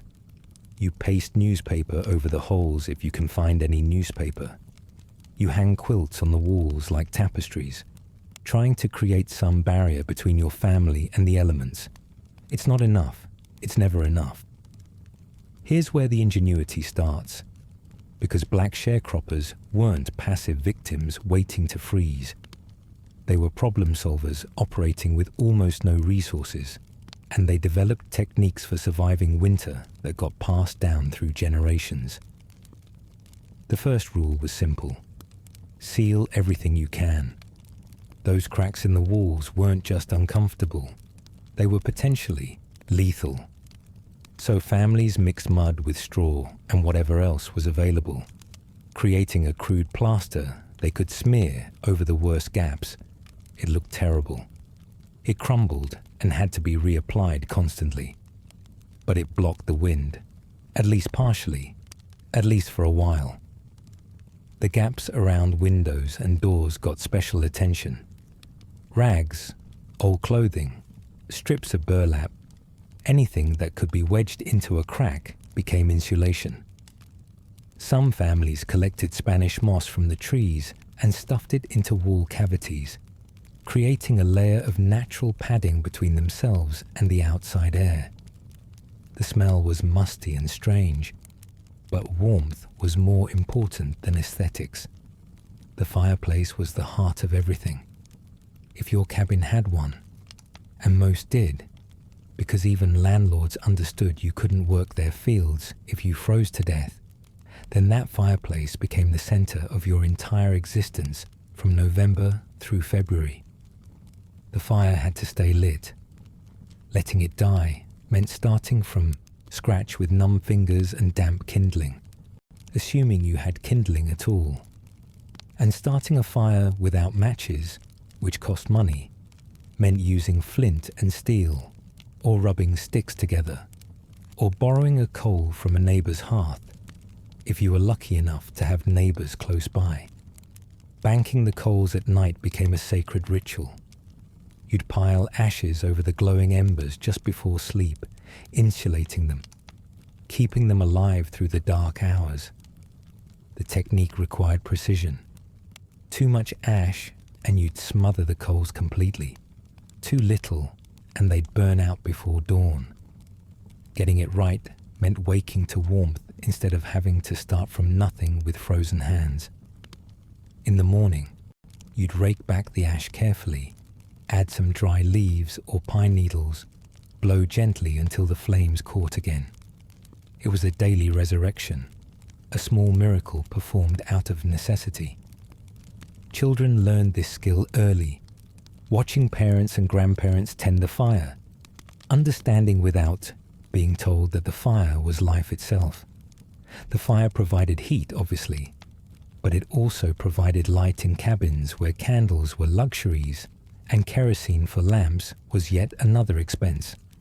It provided the means to cook whatever food you had. It provided a gathering point, a place where the family could huddle together and remember that they were still alive when the wind howled outside and the temperature dropped and the darkness pressed against those thin walls like something trying to get in. Children did their homework by firelight, learning letters and numbers in the flickering glow, squinting at pages because the light was never quite enough. Elders told stories while staring into the flames, passing down memories of Africa, of slavery, of the relatives who didn't make it, of the ones who escaped north and were never heard from again. The fire was more than warmth. It was continuity. It was the thread connecting past to present to future. It was proof that your family was still together, still fighting, still refusing to be extinguished. But here's the thing about fireplaces in sharecropper cabins. They were inefficient by design because nobody was spending money to make poor black families comfortable. The chimneys were often built wrong, drawing heat up and out rather than radiating it into the room. The hearths were too small for the spaces they were meant to heat. And the wood, well, the wood was whatever you could scrounge. The landlord might let you collect deadfall from his property, or he might not. Some landowners charged sharecroppers for firewood, adding it to the eternal debt that kept families trapped. Others simply didn't care if their workers froze, figuring there were always more desperate people to replace the ones who died. So you walked the edges of fields and forests, gathering branches, dragging fallen limbs back to your cabin, hoping you had enough to get through the night. Green wood that hissed and smoked because it hadn't dried properly. Rotten wood that burned too fast and gave off little heat. Pine that crackled pleasantly but disappeared in hours. You took what you could get and you made it work. Now let's talk about the beds, because sleep was both an escape and a challenge. Most sharecropper families didn't have proper beds in any sense a modern person would recognize. What they had were pallets, simple mattresses stuffed with corn husks or cotton scraps or Spanish moss, laid directly on the dirt floor or raised slightly on wooden frames, if someone had the skills and materials to build them. The stuffing compacted over time, getting thinner and harder, until you were essentially sleeping on a fabric-covered board that offered no cushion and precious little insulation. The corn husks crackled when you moved, announcing every shift of position to everyone else in the cabin, making restless nights a communal experience, whether anyone wanted that or not. The cold rose up from the earth like a living thing, with intentions, seeping through whatever barrier you'd constructed between yourself and the ground, finding its way into your hip bones and your spine, and settling there like it planned to stay forever. Smart families learned to layer, quilts beneath you as well as above, old newspapers under the pallet as insulation, anything to create separation from that frozen dirt floor. The quilts themselves were works of art born from necessity. Women stitched them from whatever fabric scraps they could accumulate, old clothes too worn to wear anymore, flour sacks, bits of cotton left over from the harvest. The patterns weren't just decorative, they were efficient, designed to maximize warmth by trapping air in multiple layers. A good quilt could mean the difference between shivering through the night and actually resting. Some families had quilts that had been passed down for generations, the stitching repaired and reinforced by each successive owner, the fabric soft from decades of use. Sleeping arrangements in winter followed a strict logic of body heat. The children slept in the middle, surrounded by adults. The elderly and the sick got positions closest to whatever warmth existed. Babies slept pressed against their mothers, skin to skin under the blankets. It wasn't about privacy or comfort. It was about pooling resources, using human bodies as heat generators, creating a collective warmth that no individual could produce alone. On the coldest nights, even the family dog might be invited onto the bed, its body adding precious degrees to the human pile. Personal space was a luxury for people who had enough blankets to sleep alone. Sharecroppers had each other, and that had to be enough. Let's talk about clothing now, because what you wore determined whether you lived or died. Most sharecropper families had what could generously be called a limited wardrobe. You might have one set of clothes for working and one set for church, if you were fortunate. The working clothes were patched and repatched until the patches had patches, the fabric thin from washing, the seams held together by prayer and thread that was itself too precious to waste. When winter came, you layered everything you owned on top of everything else you owned and hoped for the best. Men wore overalls over long underwear over whatever shirts they could scrounge. The cotton fabric never quite thick enough to stop the wind, the buttons often missing and replaced with safety pins or bits of wire. Women wore multiple skirts and dresses simultaneously, each layer adding a thin barrier against the cold, the hems dragging in mud and freezing stiff by the end of the day. Aprons doubled as shawls, shawls doubled as head coverings. Everything served multiple purposes because nothing could afford to serve just one. Children wore hand-me-downs that had been handed down so many times, the original wearer was a family legend, a name invoked with something like reverence. This was your great-uncle's shirt. Your grandmother wore this dress when she was your age. The clothes carried history along with patches, connecting children to ancestors they'd never met, making them understand they were part of something larger than themselves. The garments were often the wrong size, too big or too small, adjusted with pins and creative tailoring that never quite worked. Children grew out of clothes faster than clothes could be obtained, so they wore what was available and learned not to complain. Some winters there simply wasn't enough to go around. Siblings shared coats, taking turns going outside, one staying by the fire while the other did chores in the cold. Shoes were particularly precious and particularly inadequate. Many sharecropper children went barefoot until the cold made it genuinely dangerous, their feet tough from a summer of running through fields and over dirt roads. But no amount of toughness could protect against frozen ground and frost. The shoes they finally received were often too small or too large, purchased second-hand from someone who had finished with them, or handed down from older siblings whose feet had stretched the leather in ways that didn't match the new wearer. The shoes were stuffed with rags or newspaper to make them fit, to add a layer of insulation between feet and frozen ground. Cardboard inserted into worn-out soles, replaced every few days as it disintegrated from moisture. Socks were darned and redarned until they were more repair than original material. The heels and toes reinforced so many times they formed thick lumps that rubbed blisters. And still, frostbite happened. Still, children developed chilblains, those painful swellings that came from repeated exposure to cold, their feet aching and itching as they warmed by the fire each evening.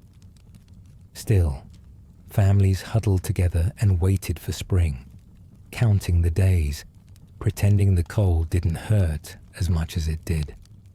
The ingenuity extended to materials that would seem bizarre to modern eyes. Newspaper appeared everywhere in sharecropper winter survival. Sheets of it were layered under clothing for insulation, pressed against skin beneath shirts. It lined the insides of shoes, replacing proper insoles. It covered walls, blocking drafts. It stuffed cracks around windows and doors. Newspaper was free or nearly free, available from anyone who had already read it, and it worked remarkably well as an insulator because of the trapped air between layers.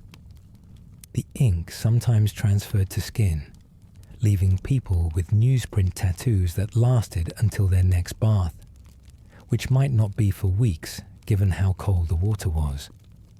But ink on skin was nothing compared to warmth in the body, so nobody complained. Feed sacks became clothing, flour sacks became quilts, burlap became everything from wall insulation to shoe padding. Nothing was wasted because nothing could be afforded to be wasted. Food in winter presented its own set of challenges. The growing season was over. Whatever you'd managed to put up during the harvest would have to last until spring, and the harvest hadn't been good, because the harvest was never good when you were giving most of it to someone else. Sharecroppers survived the cold months on a diet that was monotonous, inadequate, and sometimes barely sufficient to sustain life. The 3 M's, they called it: meat, meal, and molasses. That was the foundation of winter eating, repeated day after day, until you couldn't stand the sight of any of it, but ate anyway, because the alternative was not eating at all. Salt pork was the centerpiece of many meals, fatty and preserved to the point of toughness, providing calories if not nutrition. It came in barrels from the landlord's commissary, bought on credit that would come due at settlement time, added to the endless debt that kept families trapped generation after generation. The pork was often rancid by late winter, the fat yellowed and sharp smelling, but you cooked it anyway, because fat was fuel, and your body needed fuel to generate heat. Cornmeal appeared in every possible form, as bread, as mush, as fried cakes, as thickener for whatever watery soup was available, as the base for meals that had no business being called meals, but kept bodies moving anyway. You learned 100 ways to prepare cornmeal because learning 99 wasn't enough to get through the winter without wanting to scream. Cornbread with crackling, if you had pork fat to spare. Hoe cakes cooked on a flat iron over the fire. Corn mush that slid down your throat and sat heavy in your stomach, making you feel full even when you weren't nourished. Dried beans when you had them, soaked overnight and cooked for hours until they softened into something edible, stretched with water and seasoned with whatever was available, which was usually nothing more than salt. Molasses for sweetness and energy, spooned over cornbread or mixed into coffee. There wasn't really coffee, but some roasted grain substitute, because actual coffee was a luxury. The sweetness helped, psychologically if nothing else. A spoonful of molasses could make a child smile on a morning when there was little else to smile about. Collard greens, if you'd planted them early enough and they'd survived the first frost. If you'd had the foresight to plant them at all when every spare minute was devoted to the cash crop that the landlord demanded. The greens were important because they were one of the few sources of vitamins available during the lean months, but they were also bitter and tough and had to be cooked for hours to become edible, simmered with a piece of salt pork until they finally surrendered. Turnips stored in root cellars, if you had a root cellar, which most sharecroppers didn't, because building one required time and materials that weren't available. Sweet potatoes buried in straw and hope, some of them rotting before you could eat them, some of them lasting until February if you were lucky. Pork fat went into everything because fat was essential. Your body burned it for warmth. Without enough fat, you shivered no matter how many quilts you piled on, no matter how close you huddled to the fire. The economics of winter eating were brutal. Whatever you'd earned from your share of the cotton crop, assuming you'd earned anything at all after the landlord deducted for rent, for tools, for seeds, for the credit you'd taken at his store during planting season, That money had to stretch from settlement day in late autumn until the next crop came in the following fall. It never stretched far enough. Families went hungry. Children ate less, so adults could maintain the strength to work. Adults ate less, so children could have enough to grow. The arithmetic of deprivation was constant and inescapable. By February, the stores were often empty. By March, people were foraging, looking for anything edible in the still frozen landscape. Hunting helped when it was allowed, which it often wasn't. Fishing helped when the water wasn't frozen. But mostly, people just endured, their bodies consuming themselves to stay warm, counting the days until the earth softened and something could grow again. Here's where the community came in. Because individual families couldn't survive alone, and everyone knew it.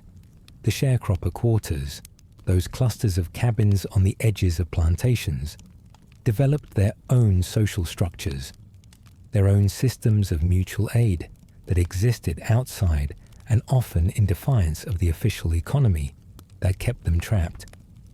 When one family ran out of food, another family shared what they had, even when what they had wasn't enough for their own table. When one cabin's roof collapsed under the weight of ice or gave way to wind damage, neighbors helped repair it, contributing labor and materials they could barely spare because they knew their own roof might be next. When someone got sick, others took over their work so they could rest without losing their position, without giving the landlord an excuse to replace them with someone hungrier and more desperate. This wasn't charity in the modern sense, wasn't something done from surplus for those in deficit. It was survival strategy, the understanding that your neighbor's downfall could easily be your own, that the whole community stood or fell together. The community also gathered for warmth, literally pooling body heat when individual resources ran low. On the coldest nights, multiple families might crowd into one cabin, combining their firewood, their body heat, their quilts. The cabin would be packed to the point of discomfort. Bodies everywhere, children sleeping in laps and corners, adults sitting up through the night because there wasn't enough floor space to lie down. The air would grow thick with breath and the smell of unwashed bodies, but everyone would be warmer than they would have been alone in their own freezing cabins. These gatherings often turned into impromptu social events, people making the best of necessity, telling stories and singing songs to pass the time, the children falling asleep to the sound of adult voices sharing memories and making plans for spring. The warmth was as much emotional as physical. The comfort of community in circumstances designed to isolate and break. Churches served as gathering points during winter, not just for spiritual sustenance, but for physical warmth and social connection. A Sunday service meant hours in a heated building, surrounded by community, singing songs that generated body heat, moving with the Spirit in ways that kept blood flowing. The church was often the best-built structure available to black sharecroppers, constructed with care and maintained with pride, representing the one space they actually controlled. It had a proper stove or fireplace, windows that closed properly, a roof that didn't leak. Spending time there was spending time in something like comfort, a temporary escape from the cabins where survival was always in question. The all-day meetings that characterized black Southern churches weren't just religious tradition. They were survival practice, keeping people warm and fed and connected during the hardest months. Dinner on the grounds meant shared food, potluck meals, where everyone contributed what they could, stretching resources further than any single family could manage alone. The spiritual fed people's souls, while the physical fed their bodies, and both kinds of nourishment were necessary to make it through. The children adapted in ways that would break your heart if you thought about them too carefully. They learned to ignore the cold because complaining didn't help and made adults more stressed than they already were. They learned to move constantly, running and jumping and playing not just for fun, but because motion generated warmth, because sitting still meant feeling the cold settle into bones like something permanent. They learned to share sleeping, space without complaint, to wear 2 big shoes stuffed with newspaper without embarrassment, to eat whatever was put in front of them and be grateful, even when grateful was the last thing they felt. They learned that winter was something to be endured, not enjoyed, a season of scarcity that would eventually pass if you just held on long enough. Their games reflected their reality, pretend versions of the work they'd soon be doing for real, practice for the lives that stretched ahead of them like the field stretched toward every horizon. Some of them got sick anyway. The cold, combined with malnutrition, combined with inadequate medical care, meant that every winter carried off some of the weakest. Pneumonia was common and often fatal. It started with a cough, a fever, a child who couldn't get warm no matter how many quilts were piled on. Without antibiotics, without doctors who would treat black patients, without hospitals that would admit them, families could only watch and pray and apply whatever folk remedies had been passed down through generations. Onion poultices on the chest, whiskey and honey for the throat, steam from boiling water, though water was precious and couldn't be wasted. Sometimes the remedies worked, often they didn't. Influenza swept through the quarters with depressing regularity, moving from cabin to cabin because isolation was impossible when survival required closeness. Children who survived into adulthood carried memories of siblings who didn't, of funerals held in frozen ground, of tiny coffins built from scrap wood, of grief layered onto hardship, layered onto exhaustion. Every winter was a gauntlet, and not everyone made it through. Let's talk about what the landlords were doing while their workers froze. Some of them were in their plantation houses, warm and well fed, barely aware of conditions in the quarters beyond a general sense that labor was available when needed. The big house had fireplaces in every room, proper windows with actual glass, cellars stocked with preserved food, wardrobes full of wool coats and leather boots. The distance between landlord and sharecropper could be measured in miles of dirt road, but it might as well have been measured in centuries. The two groups lived in the same geographic space, but entirely different worlds. Some landlords provided minimal assistance to their workers during winter, understanding that a dead sharecropper couldn't work the spring planting. They might distribute some firewood, some corn, some salt pork, just enough to keep bodies alive until they were needed again. This wasn't generosity. It was farm management, the same logic that kept mules fed and equipment maintained. Other landlords did nothing at all, figuring that if this year's sharecroppers died, next year's would arrive desperate enough to accept the same terms. The callousness was sometimes deliberate, sometimes simply the result of never thinking about workers as fully human. Either way, the result was suffering that could have been prevented by slightly more equitable arrangements. The psychological weight of winter was as heavy as the physical burden.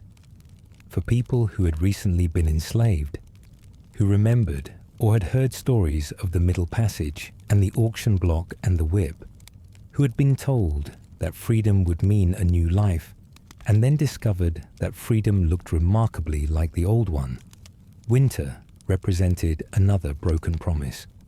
They had survived so much already. The fact that they now had to survive this too, in cabins they didn't own, on land they'd never possess, working for people who saw them as little more than labor units. was a special kind of cruelty. The cold wasn't neutral, it was inflicted. It was the result of specific decisions by specific people who could have done differently but chose not to. Some sharecroppers channeled this understanding into determination.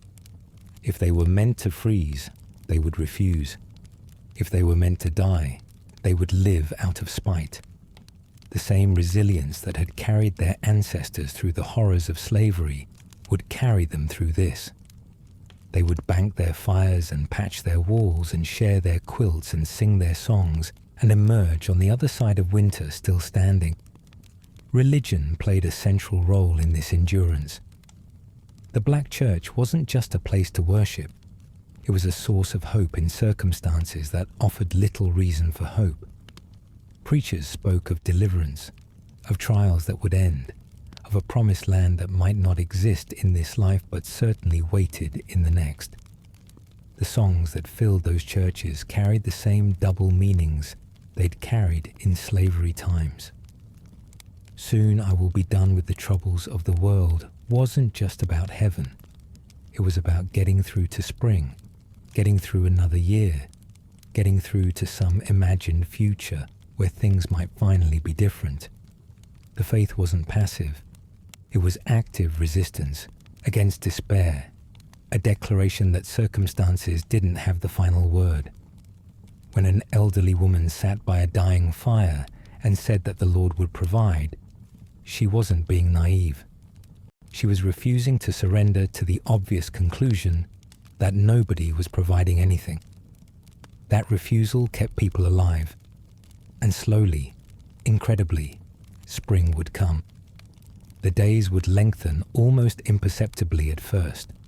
A few extra minutes of light that you might not even notice until suddenly you realized you could see your work clearly, when before you'd been straining in dimness. The ice on the water bucket would thin and then disappear. The frozen ground would soften enough for ploughing, first just the top layer, then deeper as the sun grew stronger. The children would stop coughing, their bodies finally able to heal now that they weren't spending all their energy just staying warm. The buds would appear on trees. The early wildflowers would push through last year's dead leaves, and something like hope would stir in chests that had been tight with coal for months. The cycle would begin again, planting and tending and harvesting and settling up with the landlord and coming up short and starting over. But at least it wouldn't be cold. At least for a few months, the enemy would be heat exhaustion rather than hypothermia, the blazing sun instead of the cutting wind. Spring brought its own challenges, of course. The work intensified as planting season demanded every available hour of every available hand. The debts accumulated during winter had to be addressed. The credit extended at the commissary added to the running tab that never seemed to decrease no matter how hard you worked. But spring also brought fresh food, greens sprouting in gardens, eggs from chickens who'd stopped laying during the cold months, fish from streams no longer locked under ice. The diet improved even as the labor increased, and bodies that had been slowly consuming themselves through winter began to rebuild. Children who'd been listless with cold and hunger ran through fields with something like energy, their laughter carrying across the warm air, their survival confirmed for another year. Survival meant making it through one season to face the next one, and the next one after that, until something changed, or you died trying to change it. For many sharecroppers, the change never came.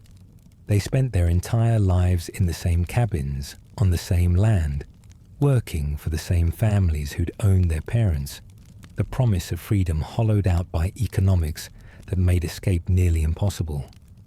The debt you owed at settlement time meant you couldn't leave until it was paid. The debt was designed never to be paid. You worked the land because you had no choice, and your children worked it after you, and their children after them. The same fields passing from generation to generation, with nothing to show for all that labor but worn-out bodies and early graves. But many sharecroppers eventually left. The Great Migration that pulled millions of black Southerners northward was driven partly by violence, by the lynchings, and the constant threat of white terrorism. It was driven partly by the boll weevil that destroyed cotton crops and made sharecropping even less viable than it had already been. And it was driven partly by winter, by the knowledge that in Chicago or Detroit, or New York at least, the cold would be expected, planned for, with housing built to withstand it, and jobs that paid actual wages instead of shares of a crop you never owned. The migrants carried their survival skills with them, the knowledge of how to make do with nothing, how to stretch a dollar, how to find warmth in community when the world outside was frozen and hostile.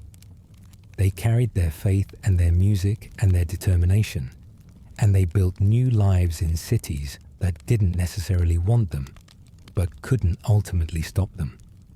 The cabins they left behind rotted and collapsed, returned to the earth, leaving barely a trace of the families who had fought so hard to survive within their thin walls. The fields grew over with weeds and then trees, nature reclaiming what had been worked by human hands for generations. By the mid-20th century, many of those plantation quarters had simply disappeared, as if the suffering that happened there had been erased along with the structures. But before they left, and for those who stayed, the winters continued to come. Year after year, generation after generation, black sharecroppers faced the cold with whatever they had, which was never enough, and somehow made it work anyway. They banked their fires and patched their walls. They quilted and layered and huddled. They shared what they couldn't afford to share because sharing was how everyone survived. They told stories by firelight, sang songs in cold churches, prayed prayers that were really acts of defiance. They buried their dead in frozen ground and continued living because the alternative was unthinkable. The techniques they developed, the wisdom they accumulated, the sheer stubborn refusal to give in, all of it represented a kind of genius that rarely gets recognized. Not the genius of invention or discovery, but the genius of endurance.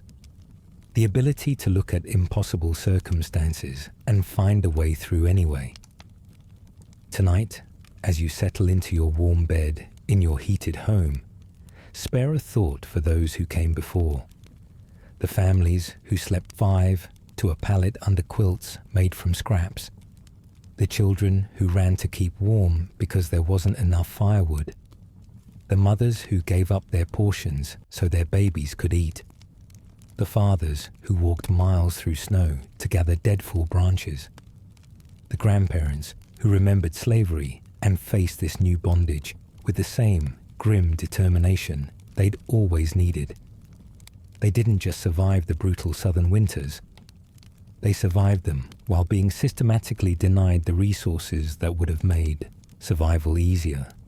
They survived them while building communities and raising children and maintaining hope. They survived them while creating culture, music, traditions that would eventually reshape America. The cold tried to break them. It failed. It always failed. Because whatever else could be taken away, the will to continue could not be confiscated. The love that kept families together could not be frozen out. The faith that promised better days ahead could not be extinguished no matter how low the fire burned. So rest now. Let your breathing slow and your body relax into warmth that required no struggle to obtain. Think of the quilts stitched by candlelight, each square a small act of hope. Think of the fires carefully banked, the coals protected through the night like precious cargo. Think of the songs rising from cold churches, voices creating warmth through sheer volume and conviction. Think of the children who became ancestors, who passed down not just survival techniques but survival itself, The unbroken chain of living that connects those frozen cabins to wherever you are right now. Their winters were brutal, their resources scarce, their circumstances designed for failure. And they made it through anyway. They always made it through. That's the story that doesn't get told enough. The heroism that doesn't make the history books. The genius that gets overlooked because it looks like mere survival rather than something more dramatic. But survival was the most dramatic thing of all. It was the victory that made every other victory possible. And tonight, let the memory of their endurance carry you into peaceful sleep, warm and safe and grateful for everything they overcame so that you could be here to remember them.